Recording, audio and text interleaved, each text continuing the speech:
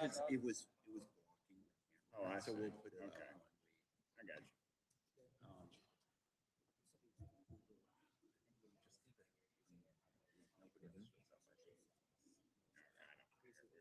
Whatever you tell me when you got it. Technically, Yeah. you know,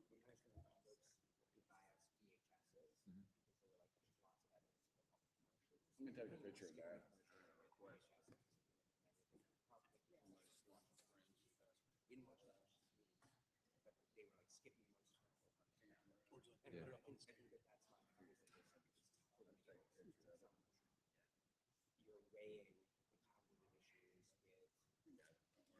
I'll cut y'all out. Drop y'all. Where are you from, Miss Brown? I am from Spotsylvania County, Virginia. I'm already there. Right on. I'm ready to read. I'm ready to project. I was at Fort Worth here. I'm ready to go. I played Stephen Foster in our, what grade was that? Fifth grade play? I think it was fifth grade, yeah. And my opening, that was in 1975. My opening line was, "It warms my heart to see all these folks here today." It stuck with you. Literally, I thought I was going to throw up before it started, and then then I had to do 2 performances.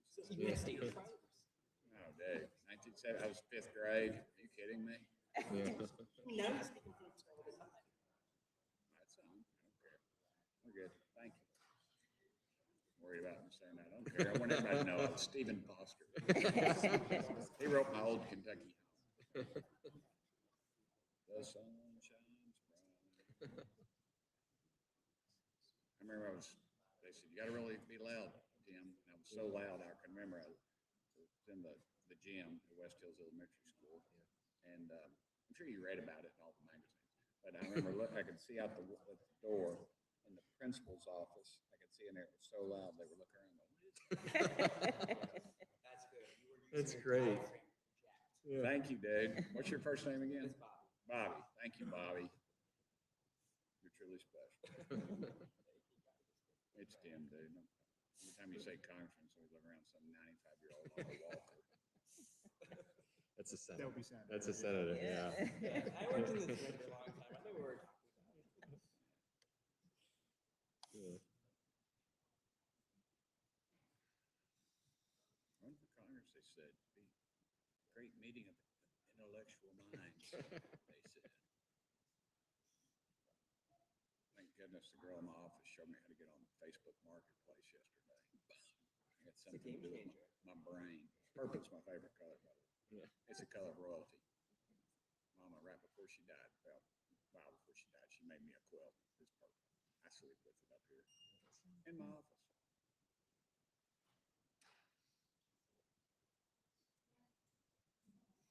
In the 60s, Chrysler made they had a purple on their cars in the early 70s. It was called Plum Crazy. Mm. That's how we identified colors. I wasn't very good with colors. My mama would, "What color's that car, baby?" "It's purple, Mom." I mean, it had bed sheets, purple, curtains, everything. My gerbils gnawed through my purple bed sheets, but I liked them so much I wouldn't let my mama throw them out. So until I was like in high school, I had these gnawed up hole in them. Go ahead, dude. I'm sorry. No, I enjoyed it. I was going to say it's the same. My parents at the age of 3, when they found my bed, and they said the color sheets and stuff was nice lavender. I was like a deep circle. And thus, when I was watching Teenage Mutant Ninja Turtles, very important when I was growing up. Yep. It was like,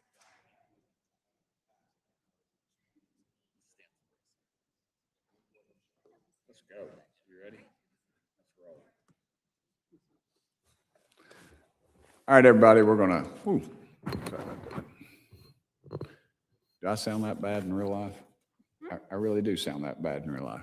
We're gonna get started. Somebody told me the mics were hot when I was talking earlier, and I really don't care. So, Bobby, you're up, brother. Mr. Cogan.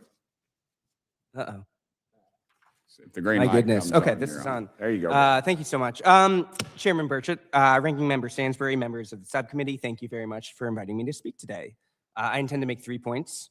First, the government owes good service to the American people. Second, looking for duplication should not be cover for cutting assistance. It's important, but it shouldn't be cover for cutting assistance.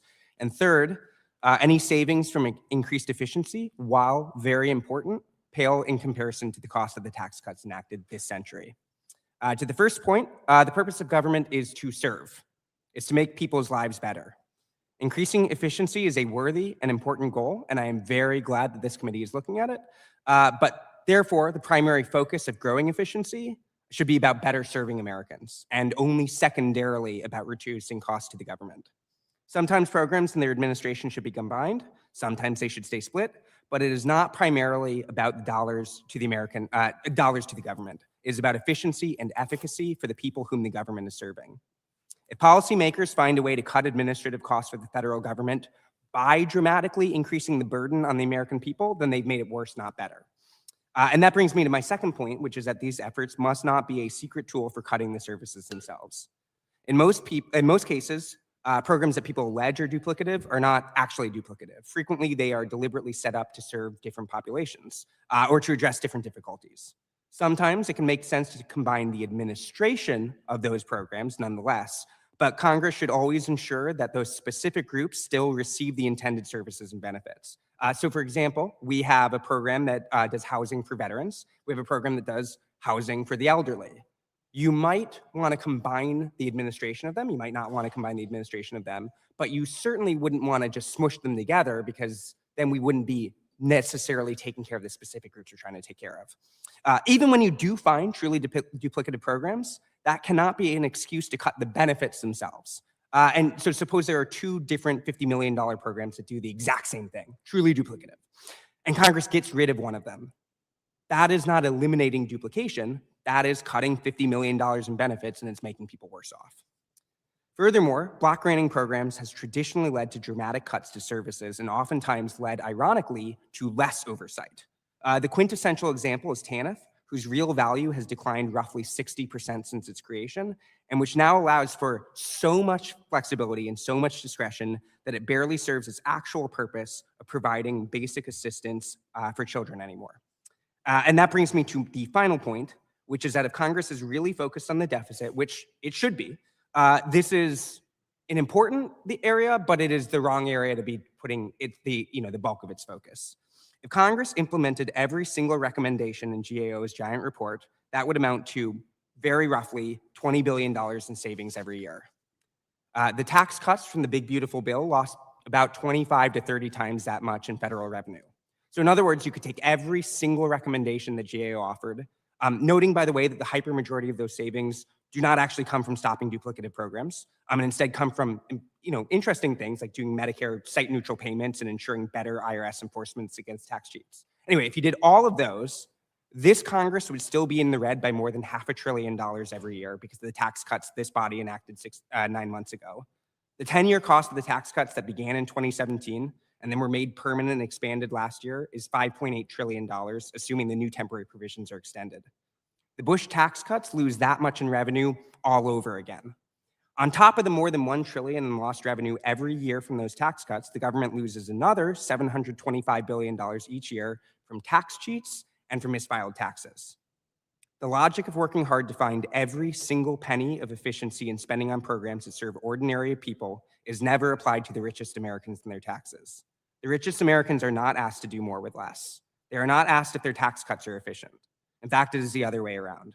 Congress keeps coming up with new and creative ways to cut taxes for those with the most. In contrast, the big beautiful bill actually made the largest cuts to the social safety net in all of US history, quite literally taking food away from hungry children and healthcare away from sick Americans. I do think that bringing down deficits from current levels is a good goal. Just unequivocally, I think it's a good goal. But it needs to be done responsibly, and it needs to be done in a way that does not hurt struggling Americans by cutting the programs that they rely on. Congress should look first to reversing some of the tax cuts that were enacted this century, and they're costing the government more than $1 trillion per year. And really quickly, this was not in my prepared remarks, but low-income programs have been flat as a percent of GDP and in recent years. Say that again. Oh, sorry. Low-income programs are projected to be flat as a percent of GDP. So if you are focused on government spending, that is not the part of the government that is growing. Part of the government that is growing is Medicare and Social Security, but it is not low-income programs. So I just think it's really important that Congress always remember that it is serving the American people, and we can't help the people hurting the most. Thank you very much. All right. I think we'll go into questions. We were gonna, is it okay if, would you like to go, or can I let Bobert, you want to say go ahead. something? Go ahead. No, okay, ma'am, go right ahead then. We're good. All right. Well, I was taking lots of notes, and it's great to be here in this listening session today with other fellow nerds. I'm a former OMB nerd. Speak for yourself. And I used to work in the interior branch at OMB. And in fact, one of the key roles that I played was helping in trying to do cross-cut analysis of conservation programs to figure out how do you consolidate duplicative programs, how do you build out programs so that they're more effective, how do you get more bang for the buck, and then how do you make sure that programs ultimately are serving folks on the ground who need the money. And there's all different kinds of models on how you approach this. And I'll just say that, I don't think that DOGE had wrong the idea that there needs to be a streamlined process to achieve that end goal. But I think the challenging piece, which I think, Ms. Brown, you brought up, is that you need congressional authority to do these consolidations.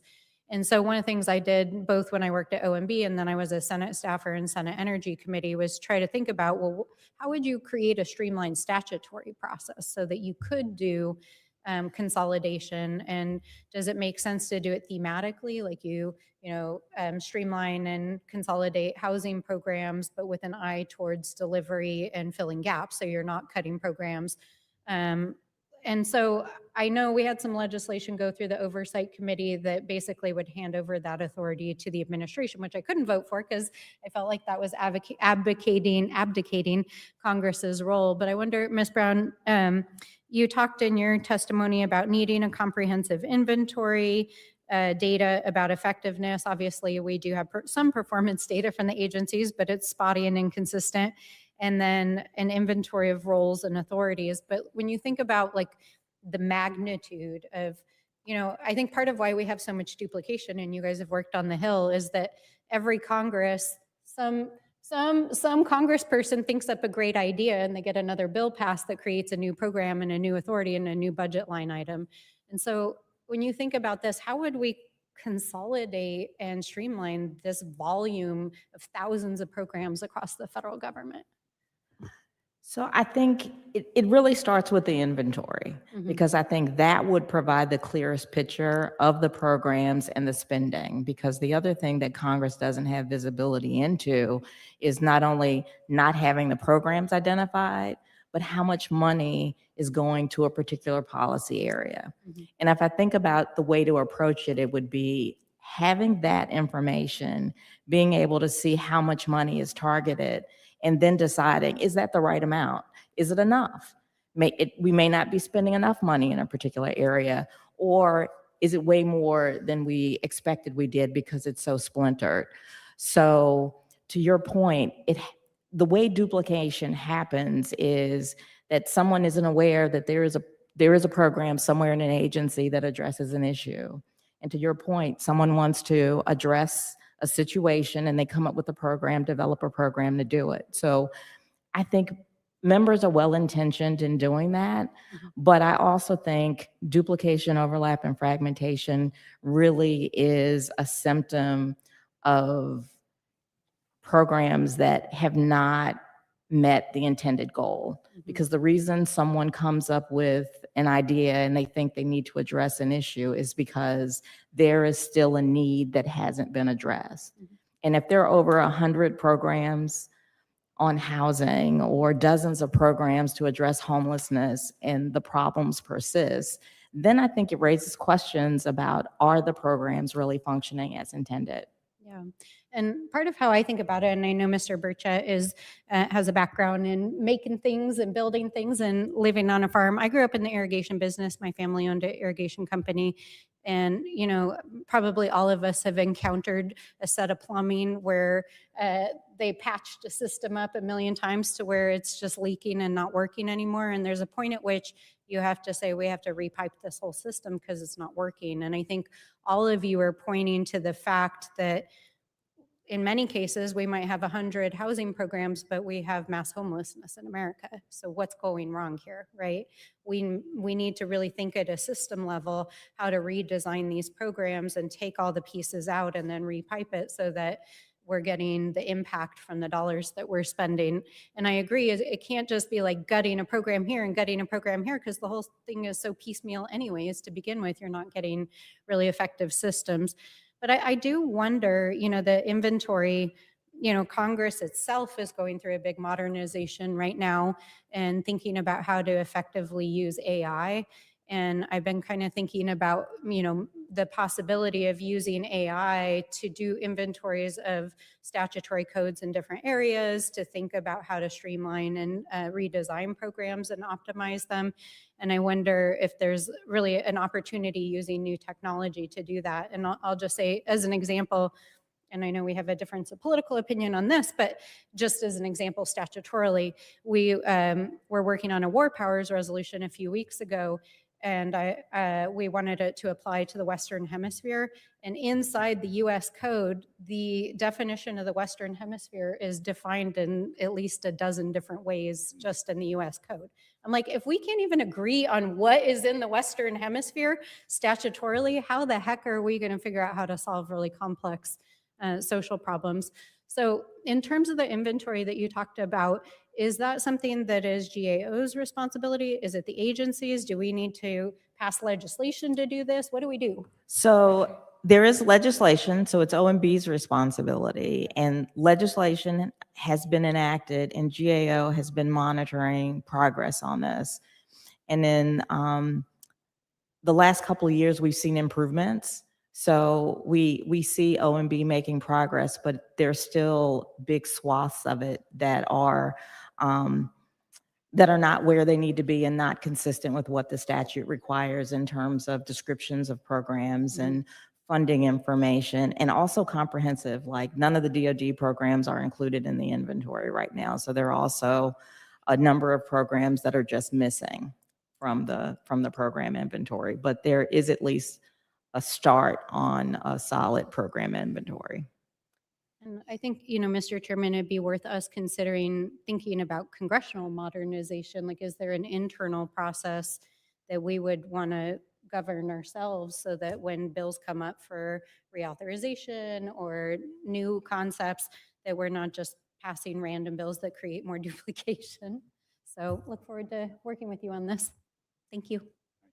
I've often said that how you expect a bunch of people to regulate something or to become something more efficient and newer when they're still driving a 1972 Gremlin, listening to an 8-track tape player and wearing a powder blue leisure suit.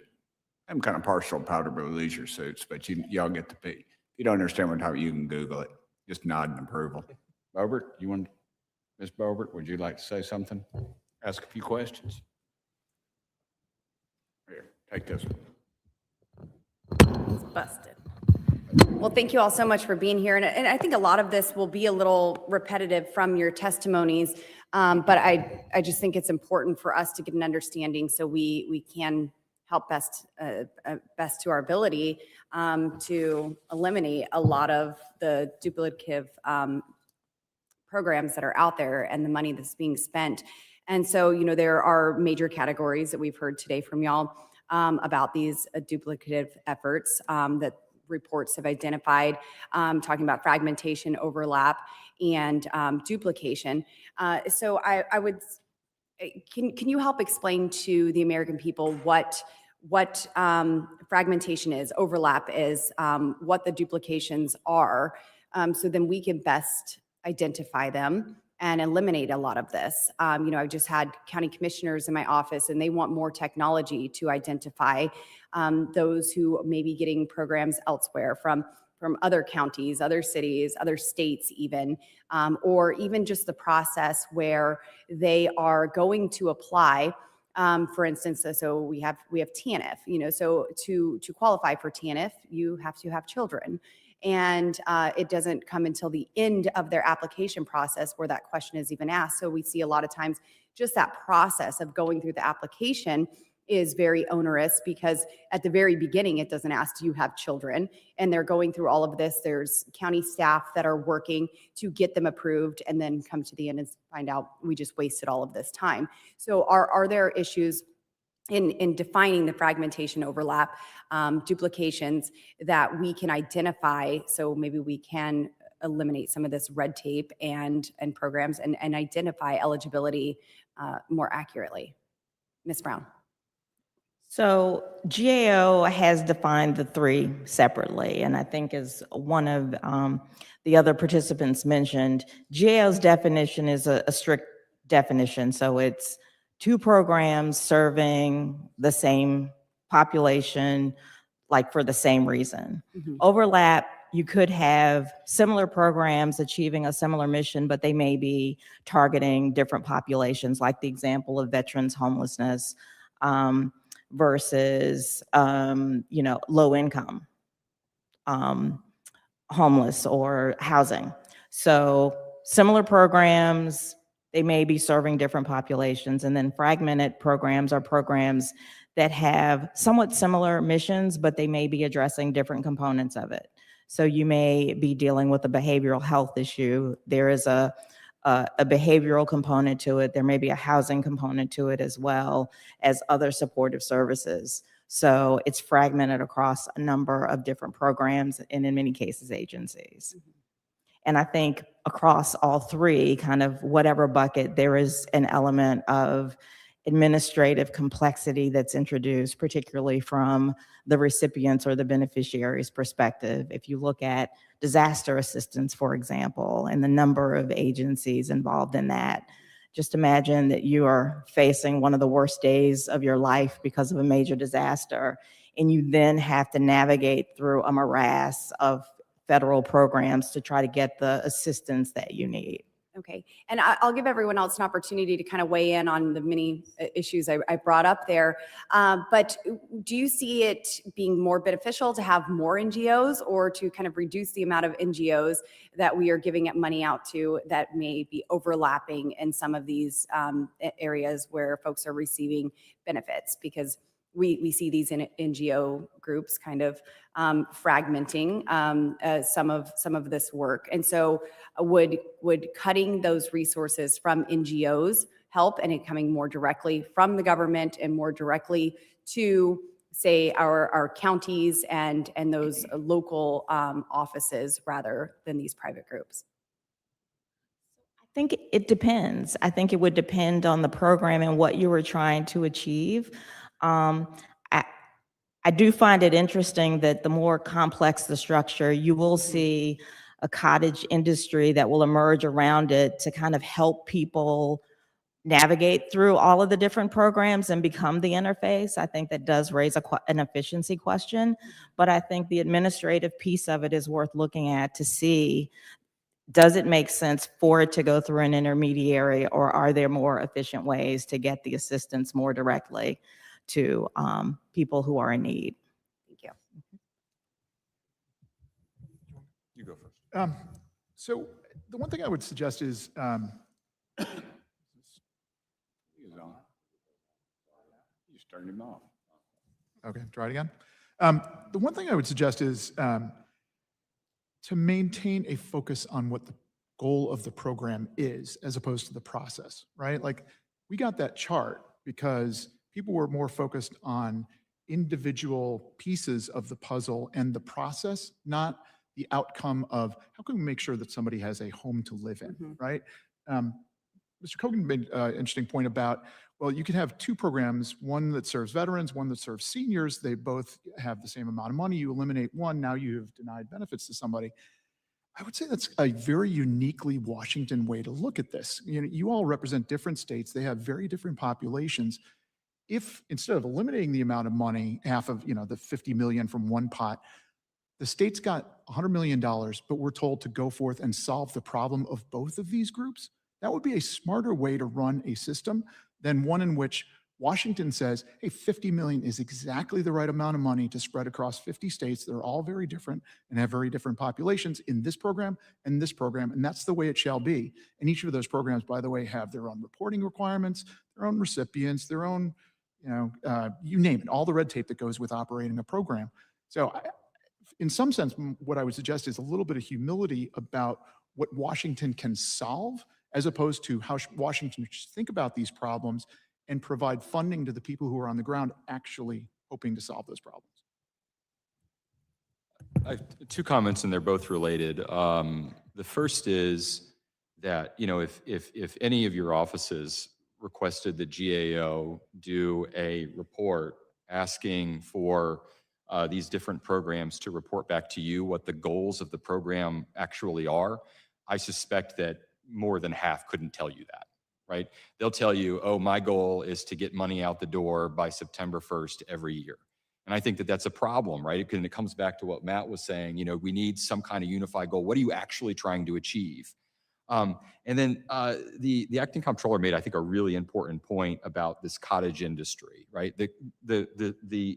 One of the issues here is that these programs have become so complicated that now you need people to help you figure out the paperwork and how to actually get the money, right? So for instance, there's a program called E-Rate, right? The intent of the program is to make sure it's run through the FCC, and it's to make sure that schools have access to high-speed internet or funding that gets them access to high-speed internet. It's super important in places like New Mexico. There are 510 registered companies that help schools do this, right? We spend billions of dollars a year just to get people the access to the paperwork that allows them to access the federal monies. That's insane. And we need to step back and think about how do you restructure these things so that we make it easier for people to access stuff that they really need, and that there's transparency there, and that importantly, people are not getting rich on the backs of the federal government just by acting as these middlemen. That's where a tremendous amount of waste is.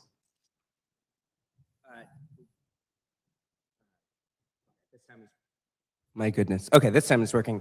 So to your question, Congresswoman, I actually think that that's, in general, I agree with the acting comptroller that it depends on the program, but in general, the more groups involved in something, the more opportunity for fraud there is, right? Yeah, it's like if you have like 7 different steps before it gets to the people, that's where you can get people involved. Like, we obviously have seen tons of reports across the United States. And so in general, we should always be looking, is there a way that we can deliver it directly? In some cases, it just won't make sense. But like the quintessential example is you get your Social Security, right? You just get it. You just get it. You don't have to sign up. You don't have to do all this stuff. That's something, there's a reason that people love it. It's because it's government actually working correctly. And so that to the extent that we can find ways to root out 13 steps, that's great. The one problem behind it, the one tension, and I think you could ask every single member of this subcommittee and everyone would have a different kind of prior there, is sometimes the complication comes from the fact that we are working really hard to make sure this group of people gets it and not that group of people. And that might be legitimate, that might be illegitimate. Everyone's gonna have a different opinion there. But when you have tons of different qualifications, it becomes a lot harder to make sure that the person hits all of those. Social Security is really easy. We track it really easily, and so we can just sign you up. If you have complicated income, if you have complicated and always changing living circumstances, the government can't just give it for you unless it is doing massive oversight and massive tracking that we don't want them to do, because that would be too scary. Legitimately, it'd be very bad if the government is looking at every single thing that you're doing. And so sometimes the trade-off that we have in making sure the program is only hitting its intended people, that makes it so there has to be more bureaucracy, and that makes it so it's more complicated, and that means more people are involved. And so that's a tension that we're always going to have for these programs. Just want to point out, so a lot of, again, going back to our county commissioners, I've met with a lot of, I want a sheriff and county commissioner takeover of our country. I think they do a great job of running their counties, much better than the federal government at most stages. But a lot of them are going through the eligibility through like Equifax. They're paying a lot of money to check and verify that eligibility, but there are other programs that are out there as well that I've heard of folks using, and really reducing the amount of time that is spent verifying the eligibility, and it seems a lot more efficient. And I'm not propping up one program over another, but I know compared to Equifax, I've heard of like a Steady IQ, where that group is going in at a much lower rate rather than spending, maybe it's 20, 30 cents per person to look every time and verify. It's closer to 10 cents per person or even less. And they're actually able to check those income qualifications on multiple different levels rather than just a W-2.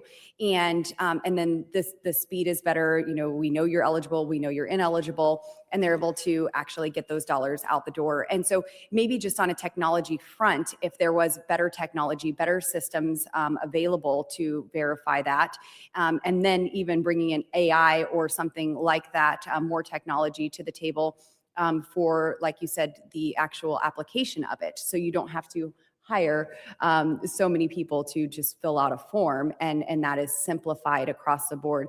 I just think that these are, you know, very easy avenues for us to go after and even suggest to our local electeds back home who are really on the ground running these programs that we have implemented and put all these requirements on. So, you know, just those in general, I think are great to look at and boost. Mr. Chairman, I yield. Thank you. Thank you, ma'am. Ms. Crockett, would you like to ask any questions? All right. And I guess, would you like to ask it? Can I go ahead? You all right with me? Lots more questions, but please. Okay. Ms. Brown, it says acting Comptroller Brown, but I'm just going to call you Comptroller Brown. How about that? That'd be all right with you, ma'am? All right. I'm chairman, allegedly, so I get to do that. Allegedly. We're going to Yes, will ma'am. it into existence. Yeah, I don't know about all that. But as the Government Accountability Office, I know I said accounting office, so I suspect Noah, that looks like his chicken scratch, has wrote accountability. So that's why I don't like initials, because I would get that wrong. Have the individual federal programs in areas of welfare like housing, job training, and food assistance, do you have some numbers? Have y'all counted have y'all counted the number of individual federal programs in those?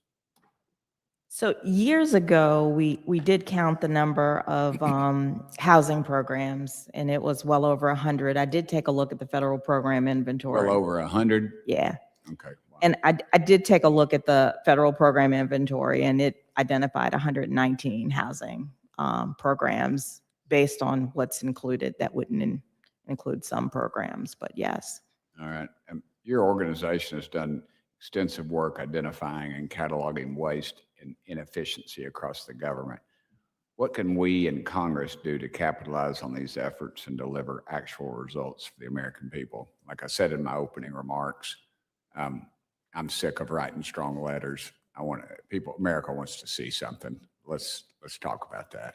So one of the things that I think Congress really needs to do, and where we've seen movement in addressing some areas, it's been because Congress has taken a strong role in the process. So I think providing strong oversight and holding agencies accountable for demonstrating the effectiveness of the programs. Programs are set up with a clear mission. There are things they're supposed to accomplish. But we've gotten to the point that programs aren't expected to demonstrate that they actually have fulfilled on the goals that they were established to do. And Congress instead is fighting to address any changes to the program. So I think we need to kind of right-size the ship, that when agencies come up, they should be expected to demonstrate that the programs are working effectively. And if they're not, Congress needs to be asking really hard questions in terms of why and what needs to be done to correct it, or move those resources to a program that is working and deliver the services there. You make a lot of sense, ma'am. You have no place in federal government. I get you across the table, I can fist bump you right there, but I can't reach. Mr. Winfrey, it took a long time for this huge and enormously inefficient mass of federal programs to be created. Does this Rube Goldberg scheme result from some sort of intelligent design, or did just a bunch of historical accidents and politicians wanting to put their name on new programs? That's a great question. I mean, look, I think that a lot of this gets back to the budget process, right? And the budget process that we live under right now was designed 100 years ago, quite literally, right? The folks who came up with this came up with it around the same time as the First World War. It was enacted in 1921. It's actually the authorization statute that created the General Accounting Office, now the Government Accountability Office. And it was last amended in 1974. A lot has changed since 1974. And I think one of the problems that we have right now is that nobody takes responsibility for all of the inequities and all of the waste and all of the fraud and all of the duplication. The states don't take responsibility for it. The locals don't take responsibility for it. In Congress, the authorizing committees don't, and the appropriators don't, right? And so what happens is that the authorizers create something whenever there's an opportunity to create something, usually during a time of crisis. And then that thing never goes away because no one has an incentive to evaluate it. And then every year the appropriators come on top of it and are doing whatever it is that they're doing because they're constituencies that they're trying to play to. And in the 1970s, we knew that this was a problem, and that's why they created the budget committees. And I say this as a former longtime Senate Budget Committee staff, the budget committees have failed.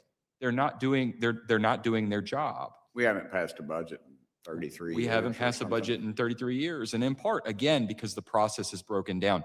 But ultimately, I think that it all comes back to goals, right? And we need to make sure that, not only is Congress thinking deeply about what it is trying to do, and it is statutorily setting goals on programs and then evaluating them in a rigorous way and figuring out whether or not they work. But also, we need to have a much deeper conversation about what the goals of economic policy are and what it is that we're trying to do, right? So if you go back to the 1970s when they enacted the 1974 Budget Act, there was pretty broad consensus on what the goals of economic policy were at a very minimum. Stable prices, right? No inflation or very little inflation, low unemployment, and economic growth. And if you fast forward to today and ask, any member of Congress what they think the goals of economic policy might be, I suspect it's not as clean cut as that. And so I think we need to go back. We need to have a big public conversation about what it is we're trying to do here, and then how best to try to tackle that. But I do think it all comes back to process, and I think the process will ultimately need to get overhauled. And because your committee is so cross-cutting, this might be the place to start doing that. Please. And then I want to go to the next one I got for him, but go ahead, man. No, Just you're good. because I think it's an interesting piece of this is that I think before I worked at OMB, I would have agreed with you wholeheartedly. But one of the issues that we regularly ran into is the statutory requirements, right? So take any program, let's take housing. We pass a bill that says we're going to create a grant program for nonprofit organizations to provide housing to veterans. Someone else passes a bill that says the VA is going to provide direct service to veterans and provide funding for housing stipends. And in the statutes, the language actually says each of these agencies has to go through a regulatory process to come up with criteria. The bills are not standardized in even what they say about how you administer the programs. And so I guess one piece and question I would like to bring to the conversation is, even if we did it all through the appropriations process, you can eliminate funding for programs, but you can't statutorily change the way those programs are articulated together. And so I wonder how you would marry that. So let's use VA housing, for example. Like, how do we streamline these programs in a thematic way to deliver on the outcome? I think this is the problem, right? You need to give the authorizers skin in the game. You need to give them an incentive to actually evaluate these programs, figure out what's working, what's not working, figure out what the goals are, and change what needs to be changed. Right now, they're not doing that. They're spending very little time with that. Structurally, that would require like us changing our parliamentary system here in Congress, right? Like, so how would you do that here in Congress? What would you do? You need to change the budget process entirely. And I think that one of the things that you might think about doing is combining the appropriations and authorization committees once again. The only reason, by the way, that the appropriations committee exists is because there was a very powerful member during the American Civil War, and they needed another job for him to do. They needed to get him out of the Ways and Means Committee. That's why the appropriations committee was first created in the House, and then the Senate picked it up. So it's a historical anomaly. I'm not saying that that is the only way to get at this, but I do think we need to get the authorizers actually working towards reform. And the only way to do that is to incentivize them to do so.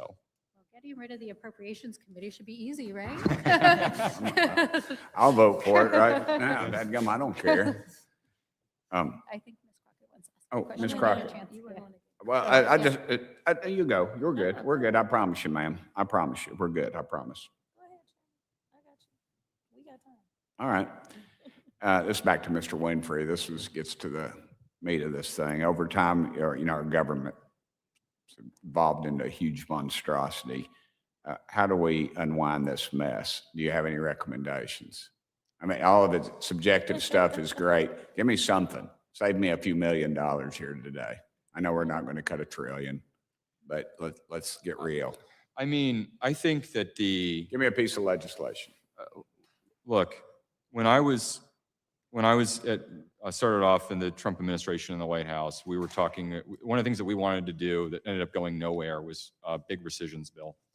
And I went to OMB and I said to the career folks, I said, look, what's some like really low hanging fruit? What's some stuff that, we can just get rid of, we can rescind, we can get off the books right now. And they came up with all these programs that were authorized where there was still money available. There were still pots of money available from the 2008, 2009 financial crisis. So like, for instance. What year was this? This was in 2017. Okay. So this was money that was appropriated in 2008, right? So one of those programs was to improve UI, basically benefit systems at the state level. And it just so happens that like 15 states just couldn't do that for whatever technical reasons. Now, maybe they could today, right? It would be a different set of monies. But I think one thing that you should do right now is you should go to OMB and get a serious answer out of them around what are some bipartisan rescissions that can actually be done and take them away from the appropriators. Because usually the appropriators just use this pot of money to spend elsewhere. So figure out what that is, and then just do it. I remember when I was in the state senate in Tennessee, and I was on the finance committee, or finance, whichever you want to call it, and I found the enormous amount of $5 million with an M in Tennessee. That's a lot of money, and it was a duplication, and we cut it out. And I remember the person sitting next to me said, "Wow, Burchett, that's a really great bill." And then he said, "I know exactly where I want to spend that money." Yeah. And that's the mentality that you have. I've got some more questions, but I want to yield to Ms. Crockett. She's very color coordinated today, and I'm kind of digging it. Okay, so I want to ask about something that is presently taking place. And I don't know who has the answer or what that looks like. But recently there's been a request for 200 Again? billion? Yeah, okay, there we go. I want to make sure I had the right letter, B. $200 billion to go to defense. It's my understanding that defense does have transfer authority in general right now. So I'm nervous that, well, I'm sure you can probably guess where I stand on the $200 billion in general, but nevertheless, let's say Congress was to say, hey, here's $200 billion. They still have additional transfer authority above and beyond that money. Is that not correct? They do have standing transfer authority. DOD does. Okay. It's like 5% of Yeah, their overall budget. they have $6 billion. They just put in 1.56 billion of it, so they have about 4.5 billion left of the transfer authority. I think the other thing I'd say, Congresswoman, is that in addition, there's 150 billion. Wow, it's a little less now, but in the big beautiful bill, there's $153 billion given to defense. According to OMB's own estimates, they used 1.8 billion of it last year, which meaning that coming into this year, they had about $151 billion unused of that.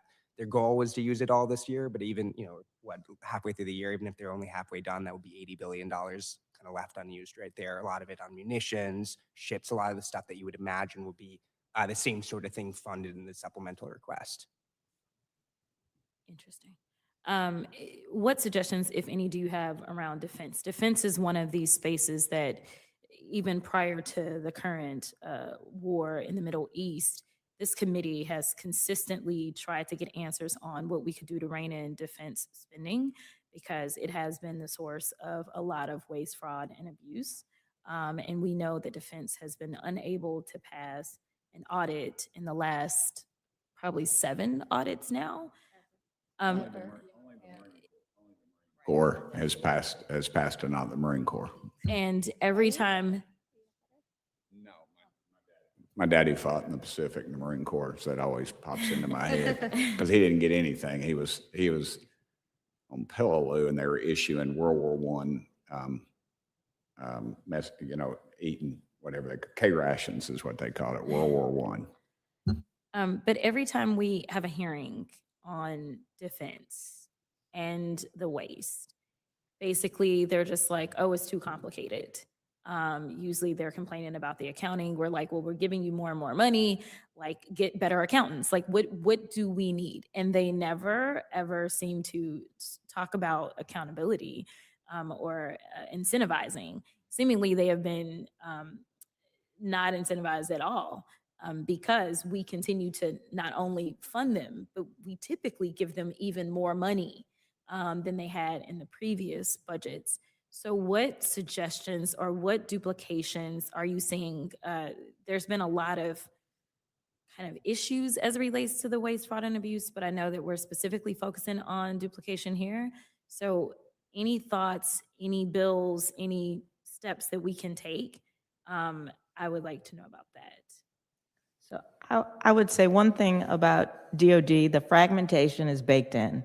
You have the department, and then you have the components, and there are statutory constraints around this. So DOD can only do so much. Each component will need to do its own thing, and they will chart off in their own path to do those things, even though it's the same thing that has to be replicated across each component. So it's, you have a department, and then you have each component that will do the same thing over and over again. So the fragmentation is baked in there.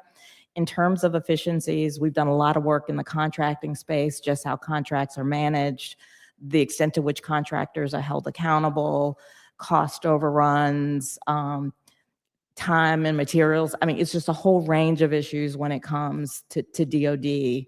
And we have really tried to push them in that space to make sure when they are acquiring systems that they're thinking about the intellectual property that goes along with the system. So if they then have to repair a weapons system, that they actually own the intellectual property to be able to build the subcomponents to repair it and not have to go back to a contractor.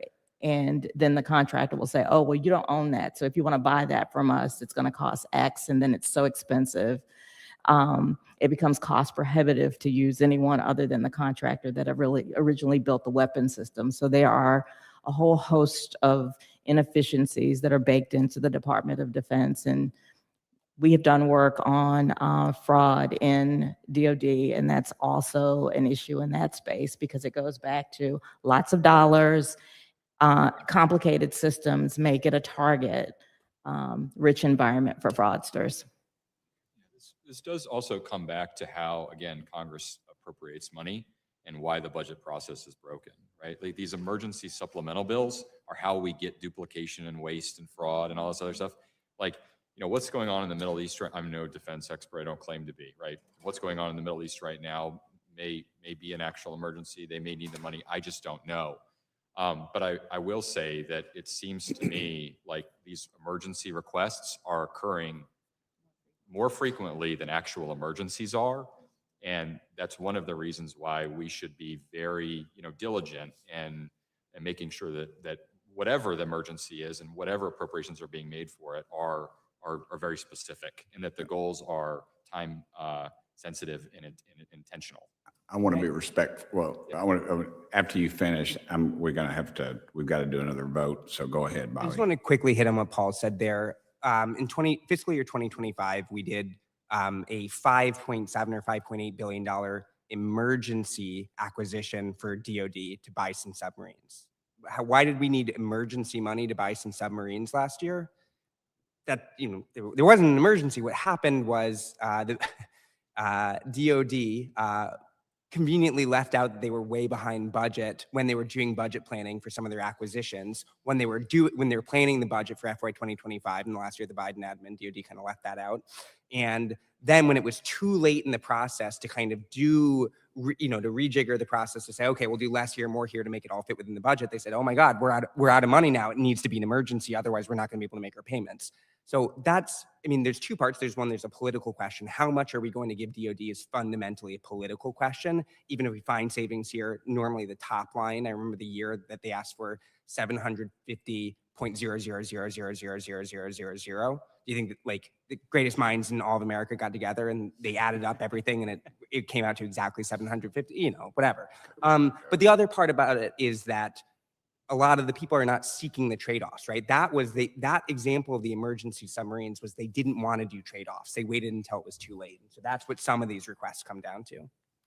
All right, I'm going to make an executive decision. Your time's valuable, more than ours is. I'm going to call this meeting. We got to go vote, and I apologize to everybody. I appreciate it. I'm going to float around to both parties some legislation that we're working on that we've had drafted, and I'd hope it'd be bipartisan.